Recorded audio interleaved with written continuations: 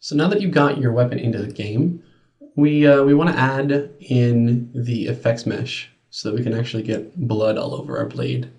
Get that cool shader effect going when you actually attack something. Essentially what that ends up being is a mesh inside of our NIF. So if you followed on with the last video and you went through the process of getting your mesh into the model, do not actually delete out the blood effects. We're going to use those to just steal information from straight out of here.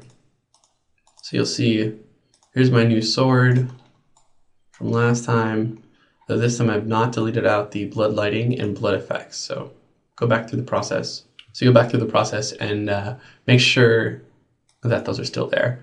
You'll see they are actually tri-shapes, just like our new mesh. And inside of them, there's tri-shape data. If you look at this, the NI tri-shape, you see here there's a flag that tells it whether or not it's visible. Oh, I hate when this happens. See, it says hidden right now. If I say accept, after I've unchecked it, you see there is a mesh there. And essentially what that mesh does is just gives our model essentially a sock over the blade, wherever we want the blood to show up when we attack something. So very, very simple mesh to deal with. The only thing we're going to have to do is just sort of realign our UVs a little bit to make the blood come across it correctly. So real simple. We'll grab our mesh, the original one. I'll just grab the whole blade. I'm going to select an element since I've got my blade separated entirely. And I'm going to just, actually in this case, I'll just invert and delete. Select invert, delete. So now we've got, actually, let's actually, just so you can see this, I'll do I'll detach it as a clone effects mesh.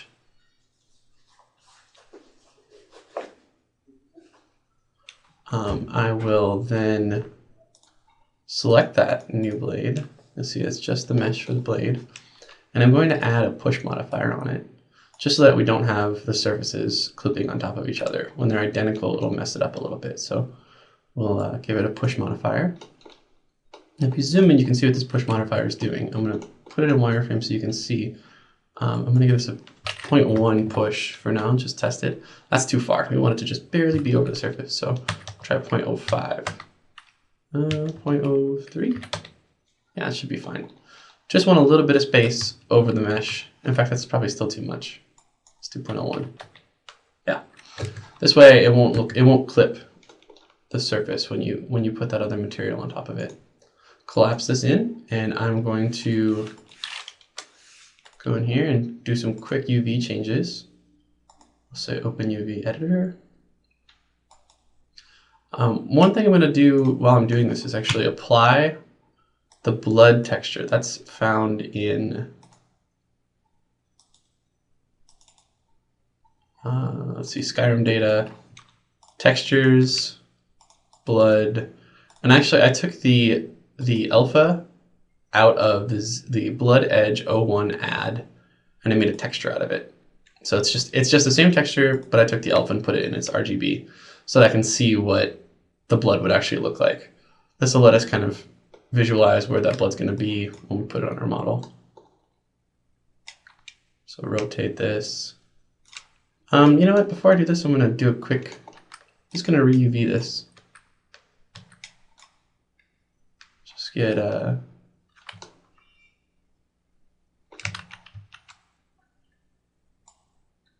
ignore back facing seems good.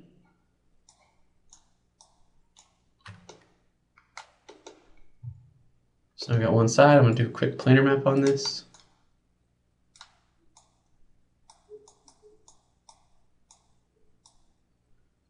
My UI is pretty small. I can't quite see. Quick planar map, and then I will invert the selection. Quick planar map that. And I'm just going to weld down the center of this by grabbing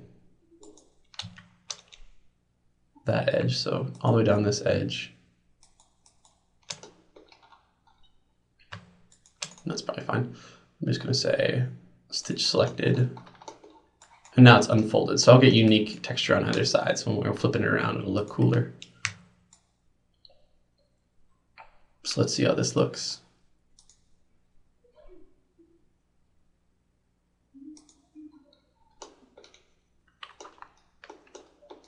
So let's first I'm going to scale it out a little bit.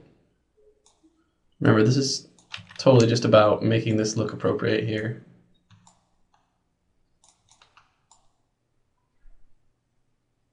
Sure, that looks cool.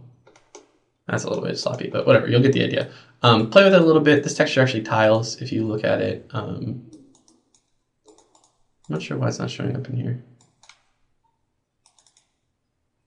Whatever, not a big deal. So anyway, so basically just make this look however you see fit. You can scale it up and get more texture resolution if you want. Sure. Collapse that. Oops, not render that.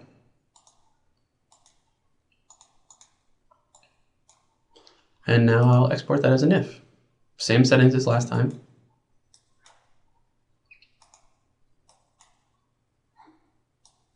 I'm going to put that in my meshes, weapons, iron.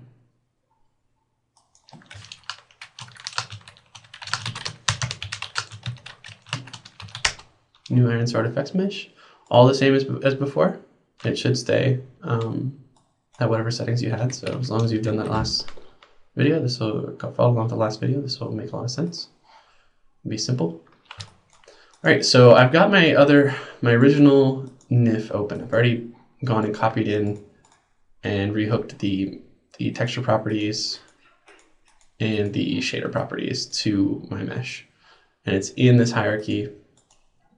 So I'm going to jump right to the spot where we start working with that new blade effects mesh. I'm going to load up that model I just exported. So new iron sword effects mesh. You'll see it's gray. We don't have to worry about that. We're not actually going to assign textures to this particular one. We're going to copy them from another. So that said, let's remove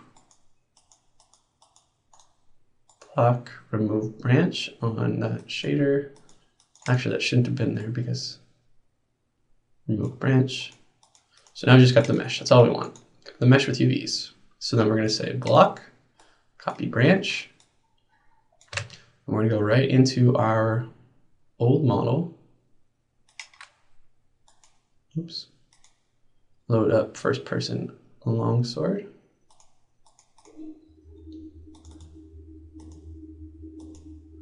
And we're going to paste this in. I'm actually going to paste it twice because we want to have one for blood lighting and one for blood effects. So let's name them appropriately. First things first, we'll go to that first tri-shape. Select 32 tri-shape. I'm going to hit text in the name string. And I'm just going to say blood lighting. Just select it. It'll be in there. I'm going to go to the next one, do the same, and say blood effects. Now we don't have to go back and recopy this. So we've got everything we need in this file right now. So let's start with the blood lighting. I'm going to hide everything from blood effects.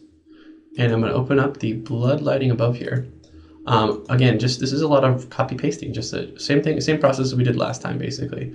So we're going to say copy branch this extra data. And this one will actually paste over. We can actually just select the anti-tri shape and say block, paste branch, and it'll go right into that and hook it up in the extra data. You'll see down here, it says data. Oh, it's around. Oh, extra data here. If we open that up, 36, 36, great. Then we're going to grab our shader properties, block, copy branch, just like before, block, paste branch, and hook it up just like we did last time. So scroll down to the bottom of the anti-tri shape, change the properties value to the number of the shader, so that's 37. Hit enter and you'll see it jumps into the hierarchy there. And we have one more to copy for that one. Block, copy branch, do it one more time, block, paste branch. And this also gets hooked up in the same spot as the properties, the alpha properties go down here next to the shaders. 39. and that's jumped in there. So that's all straight. We've got that guy good. Now let's hook him up. So we'll right click our original blood lighting just so this doesn't get messy. Block, remove branch, and we'll hook it right in. Go right down to the children, and where there's a gap right now, we'll give it the proper name, which is 26. And now it jumped up into the hierarchy of that fade node. Now one more to go. Our our blood effects, same as before. Block, copy branch, and again you can select the tri-shape with the extra data node, and it will actually paste in right into the model. And then we're going to get the shader property, or effect shader property. Sorry. Block, copy branch, block, paste branch. We need to hook up that shader, same as before. Go down to scroll down to properties in the tri-shape. Type in 35. It's hooked in, you see. And now I need the alpha properties. Go right down there. Paste it. Block, paste branch. And we hook it in just like we did before. Type in the number, and you are good to go. The last thing we want to do is select the NI tri-shape. Oh, shoot. We need to hook that into the hierarchy as well. So we need to remove the blood effects so right click, block, remove branch. So we've got that guy. There's nothing there now. So now in that slot in the children of our BS fade node, when we select it, scroll down to children, open it up, and hook it up just like we did before with the original weapon. Now they're all inside the BS fade node hierarchy and should all be straight. The last thing we're going to do though is select our NI tri-shape for the blood lighting and scroll until you see flag. It's the fifth. It's like middle of the first page. Just here you'll see flags. Double click this little flag icon. Oops, did it again. And check hidden. So now that'll make that mesh go away. You won't see it. And then one more, same thing, blood effects. Double click the flag. Shoot. Accept.